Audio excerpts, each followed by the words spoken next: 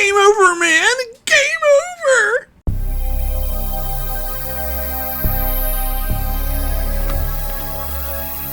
Hello, and welcome to Enchantment of Eternity's review for Aliens. Star Trek Strange New Worlds, Season 1, Episode 9, All Those Who Wander. This video is part of a series of videos where I review episodes of Star Trek Strange New Worlds, so I will have to start with, of course, with this spoiler warning that you definitely will want to heed. If you have not seen this episode, do not watch this video. Go watch the episode, come back, watch this video afterwards. Please remember to do that. Otherwise, things are going to be spoiled for you, and I'm not going to be held responsible for that. Anyways, so,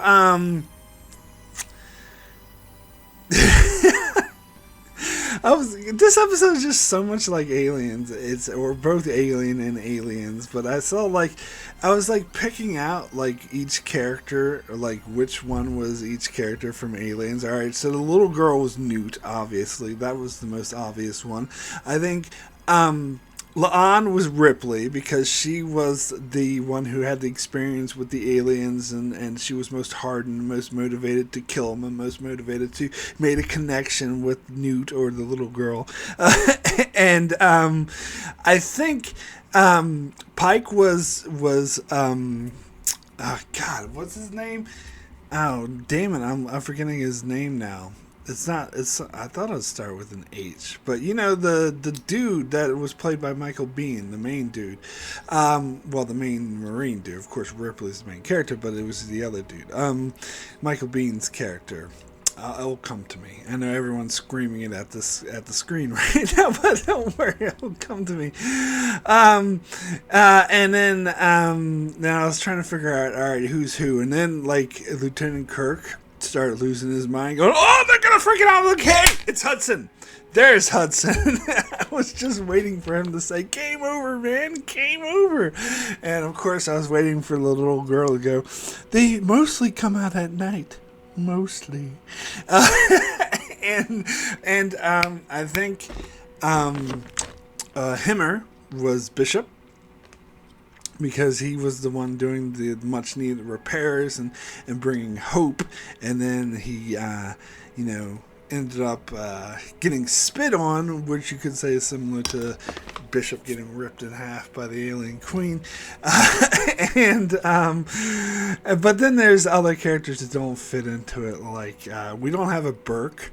I was waiting for God, who could do it, someone like a Horror or Spock to be like, "Come on, there's a substantial price tag attached with this starship, we can't just destroy it." Or or the cow. Who was that corporate guy who was all cowardly and incompetent? I suppose that could be that guy who just got promoted to lieutenant. And by the way, who else was surprised that he died? It was as soon as I saw him on that away mission, in fact, no, as soon as I saw this random character we've never seen before, and "Oh, we're promoting you to lieutenant," I'm like, that guy's gonna die this episode. And as soon as he was down on that mission, he was dead. And he was when he almost lost it. "Oh, my first mission as a lieutenant, I almost lost my hand." I'm like, "Just wait a few seconds, you're gonna lose your life. You're dead." It's obvious. I can't remember if he was wearing a red shirt or not, but it didn't matter. He was a red shirt at heart. And so I guess, he could be the incompetent corporal. They didn't really have a Vasquez, though. I guess you could call Horror Vasquez a bit, because she had that badass moment where she was running from the alien. Oh, and you notice they mix a little bit of Predator too. They can't just do the Run franchise. They have to do the other franchise associated with aliens. They had the way they had the alien, the Gorn vision was in the Predator vision with the heat waves, and the way it runs after them.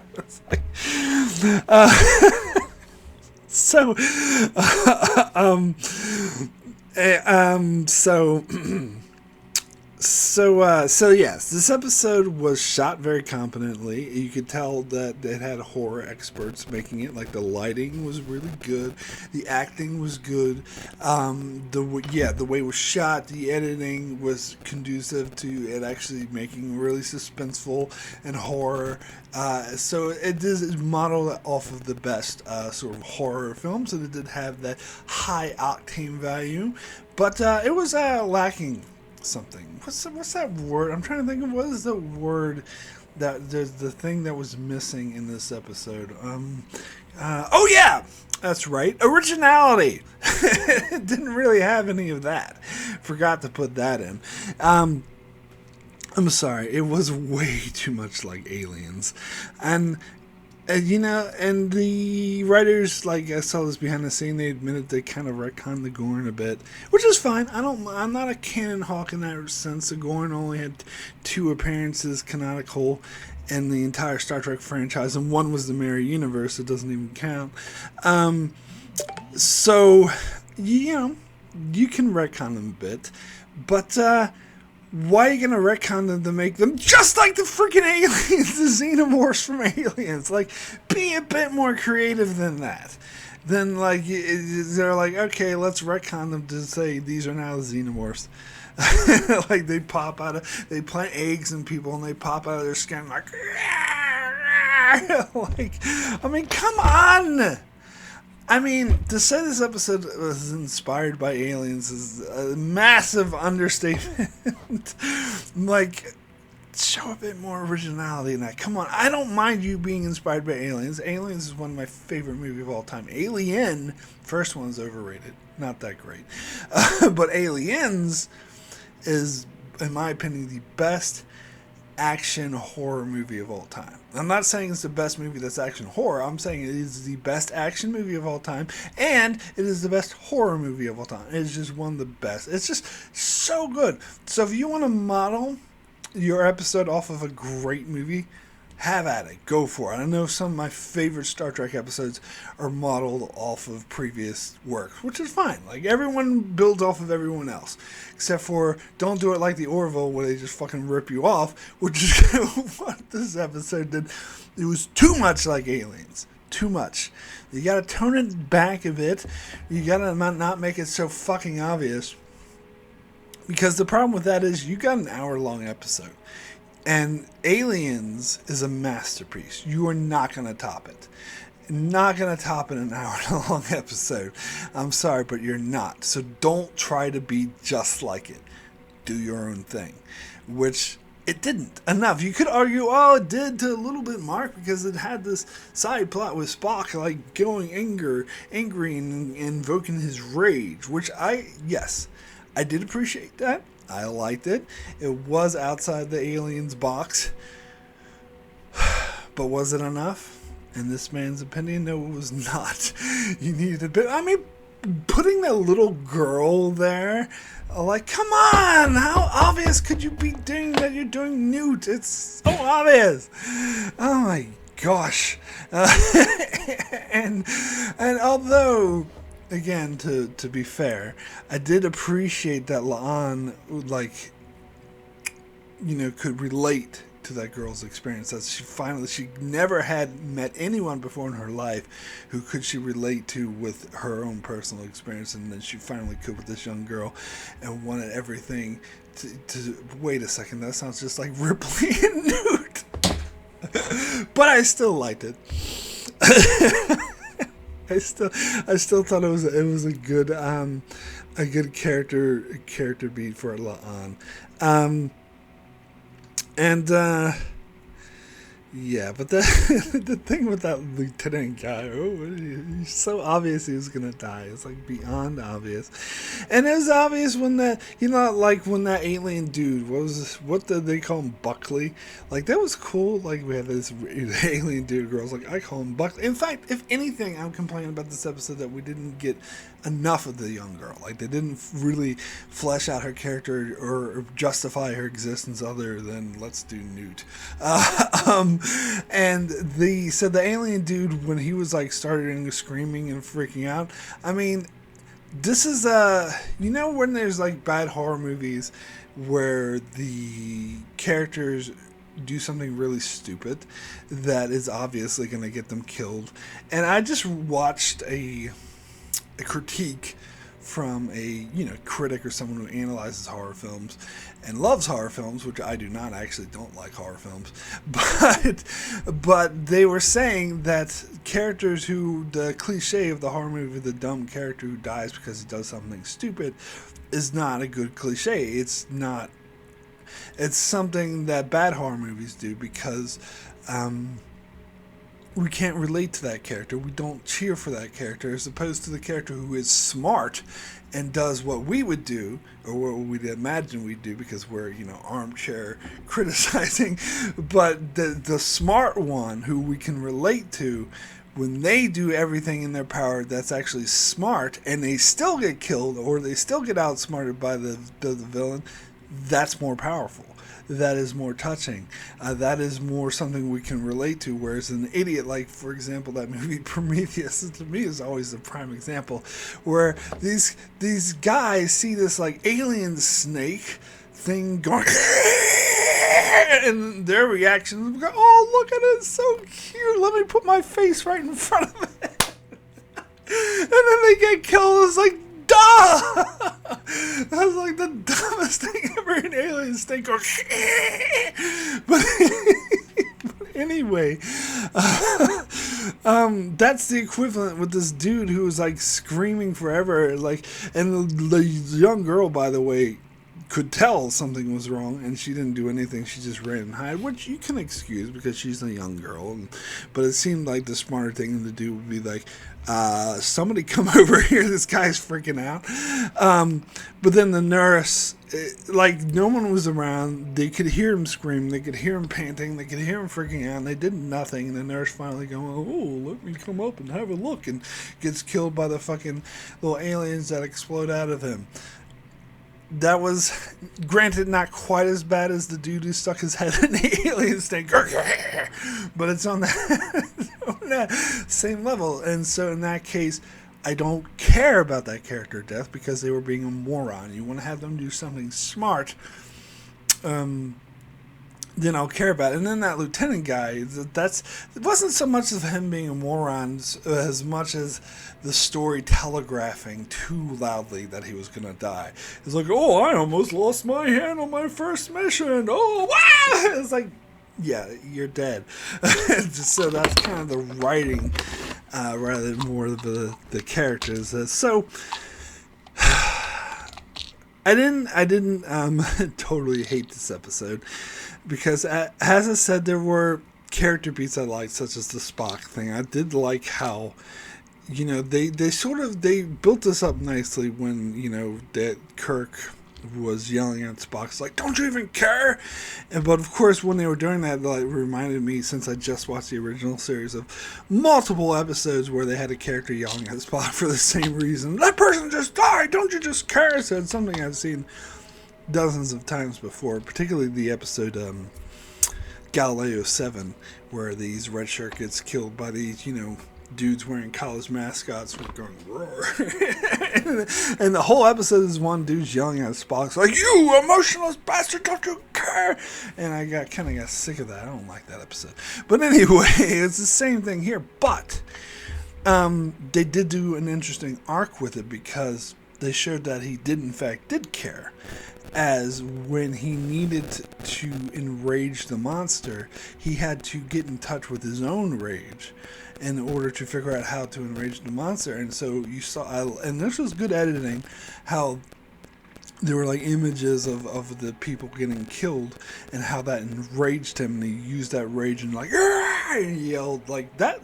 And then at the end of the episode where they showed that he just couldn't turn the rage off since he like boiled that emotion to the surface, wasn't that easy just to bury it again, which makes sense. And that's a good character beat for Spock. I did really appreciate that.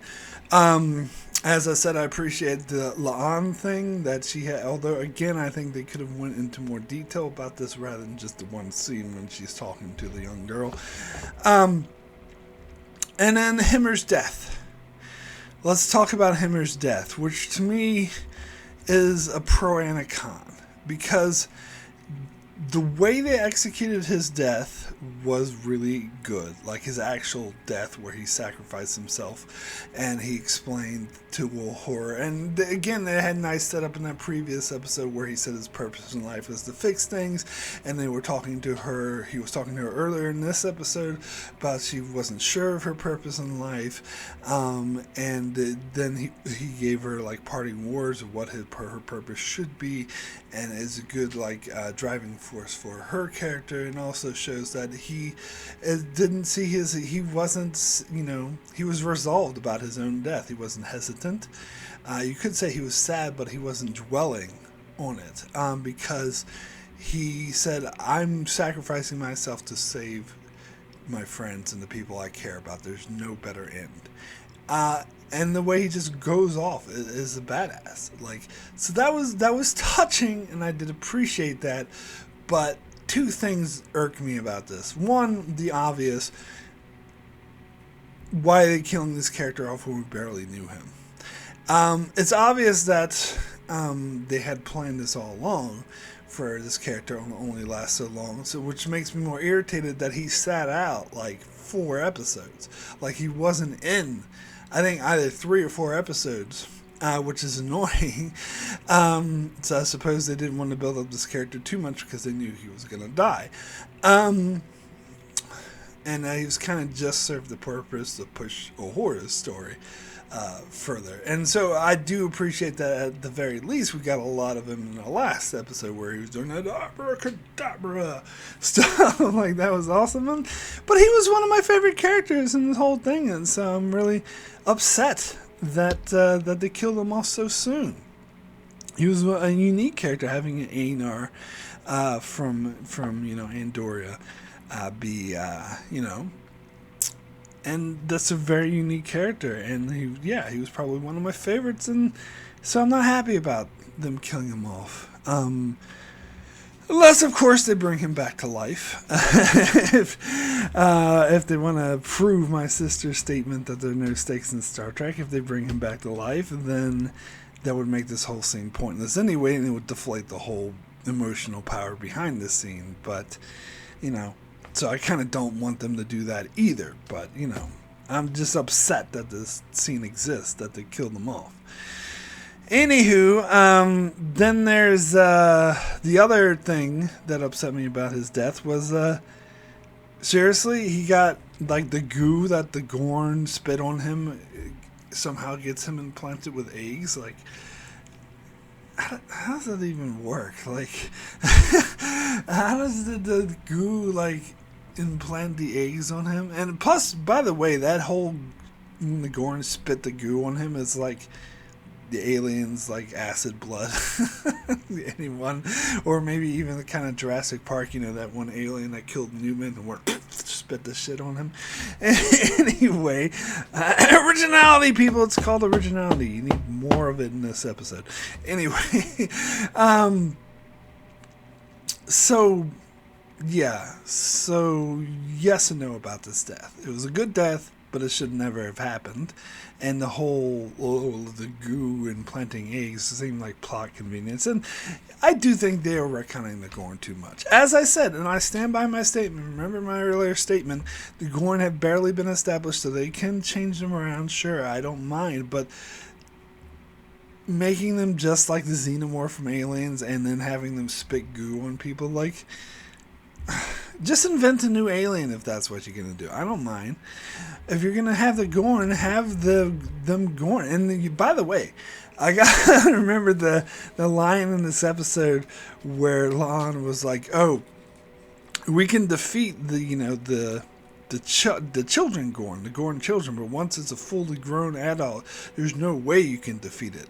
I'm like, sure you can. All you need is like a makeshift like missile with gunpowder and shit lying around. You used to turn your Kirk did it. So that Gorn, like these Gorn, like would rip Kirk from limb to limb. if he faced off on the arena planet with one of these Gorns, it would like shoot goo at him and then rip him apart. He wouldn't stand a chance. Instead of the Gorn being like, anyway, I mean, try to resemble what's established in canon just a little bit, please, just a tad, if you don't mind. Anywho, otherwise, just make up a new species, which is exactly how I feel about the Trill, who first appeared in Next Generation episode The Host, and then reappeared in Deep Space Nine and didn't look like, act like, or have any of the established traits of the Trill. Why not just call them something else at that stage? That's all I'm saying. Anyway, so my rating for Those Who Wander out of 10, I'm going to give this episode a 7. Very good. I did complain about it a lot, but it was enjoyable. It was an enjoyable farce. Well, I don't know if farce is the right word. It was an enjoyable, good time. It was, it was well shot, well acted. It had some good character beats in it, and it was exciting and effectively scary. But it's lacked originality, and it's had this death that the character killed off that they shouldn't have killed off. They just shouldn't have. Period. So I can't give it more than a 7 because of that. And cliche moments like that lieutenant guy dying. It's like so fucking obvious. But anyway, that's it for my review of Those Who Wander. Be sure to check me out next week as I cover the final episode of Star Trek Strange New Worlds Season 1 finale, so looking forward to that. Also check out my channel as I cover all sorts of other Star Trek, as well as other shows like Westworld, Star Wars Rebels, The Expanse, and more. So be sure to subscribe so you can keep up with all of that, and thanks a lot for watching.